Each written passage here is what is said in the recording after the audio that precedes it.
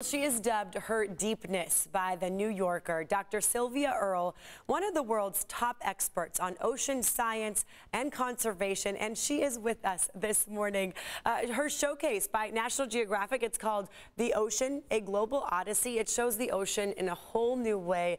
Dr. Earl, it's so good to see you. Thank you so much for joining us.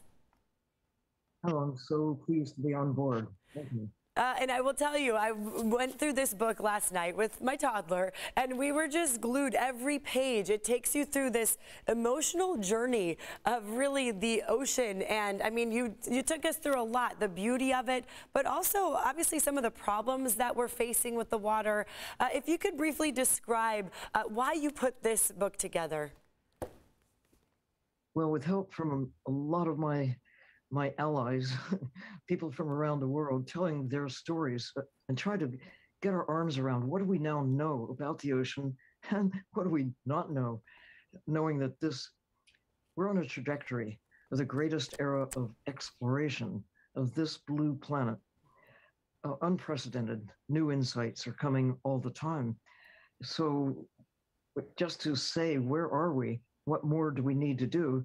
How does the ocean affect all of us every day? With every breath we take, every drop of water we drink, we now know that we're connected to the ocean. Even if you've never seen or touched the ocean really makes our existence possible. But the ocean is changing because of what we put into it, what we're taking out of it, and with a sense that the ocean is somehow infinite in its capacity to not only continue existing, but to thrive no matter what we do to it. But now we know, we've got the evidence that the ocean is in a state of unprecedented decline, acidifying because of excess carbon dioxide. It is not only warming the planet based on what we've been putting into the air, the burning fossil fuels and agriculture on a mega scale that releases carbon dioxide and methane into the atmosphere, but that excess carbon dioxide in the ocean becomes carbonic acid, acidifying the ocean, making life more difficult for creatures like oysters and clams and some of the important microorganisms called coccolithophorids, if you want a nerdy word about creatures that do much of the heavy lifting in terms of capturing carbon, generating oxygen, making Earth habitable for us. And now we're making Earth less habitable for them. So what are we going to do? In the book, listening to those who have been exploring the ocean and trying to figure out what can we do at this point in time, we tell stories about the actions that are now possible to take, the best chance we will ever have to reverse the decline and move toward recovery in the next 10 years. With a big project to map the ocean for the first time, to go from where we are, only about 15% of the ocean is mapped on the bottom of the ocean, with the same kind of accuracy that we have for the moon and Mars and Jupiter. And not only to map it, but to find out who lives there. This great decade of ocean exploration. We're just beginning. We're just we beginning. We have to hurry. We already know enough to take care of the ocean better than we have. Dr. Earl, I just want to we showed some images from your book, and there were a few that definitely caught my eye, my daughter's eye. She was like, wow, look at these. It's hard to tell on our screen. I know there's a little glare, but to see these whales surrounded by fish that count on them for survival. And then you go through the pages, and then you see a turtle that's trapped in this fish netting. So you see that right there. And that's what I mean by your book really takes you on this emotional journey. You love the ocean. You learn to appreciate it so much by these images. And then you see the damage and destruction. But then you have those hope spots, right? I mean, that really does help you realize we're not doomed. There's still stuff we can do. Right, Doctor? Absolutely. This is it's a pivotal point in history. I think of it truly as the sweet spot, because never before have we known what we now know, and never again will we have a better chance. Lucky us, 21st century human beings, we have superpower. Armed with knowledge, we can change the trajectory. If we continue doing what we've been doing, The future doesn't look very bright, but we know what to do.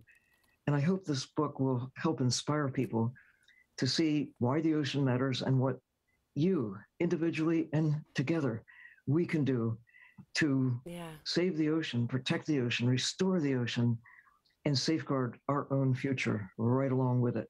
Now, I do want to point out to our viewers, if we could take a moment to brag about you. You were Time Magazine's first hero of the planet. You've been labeled a living legend, and Her Deepness, which I think is an incredible title, but well-deserved accolades. And, you know, as I was going through the book, this is another image that caught my eye. So this is Dr. Sylvia Earle in 1979 in this, gym suit. So you were deep sea diving in this giant suit. What a moment for you. I mean, breaking records all kinds of ways, right? Well, I say that's one of my favorite bathing suits, but in fact, I did not get wet inside. It's dry inside with the same atmosphere that I have here where I'm speaking in Oakland, California, one atmosphere at the surface, underwater at a depth of where I was at about 400 meters down. It's deeper than divers can go without some kind of protection. Or if they do go that deep, and some divers do occasionally, commercial divers and Navy divers have a very long decompression awaiting them to allow the gases to escape from their system, the nitrogen in particular, but inside a nice little, it's like a submarine with arms and legs. You're just at one atmosphere. So I was able to go down and spend 2.5 hours walking around in the dark, except it wasn't dark. There were little creatures with lights down the side, the bioluminescence that characterizes most of life in the sea, where it's otherwise really dark all the way to the bottom. Most of life on Earth actually lives in the dark all of the time. And to be able to go down and walk around among them and see creatures that most people never see. Incredible. Dr. Earl, before we go, we only have a few seconds. I apologize to interrupt. My 2-year-old wants to know how to become best friends with a beluga whale. You inspired her. They're incredible creatures that you put on display here. Thank you for all the work that you do. It was great to talk to you this morning. Thank you for allowing me to dive in with you for a bit this morning. Of course. Definitely a good book for any ocean lover that's out there.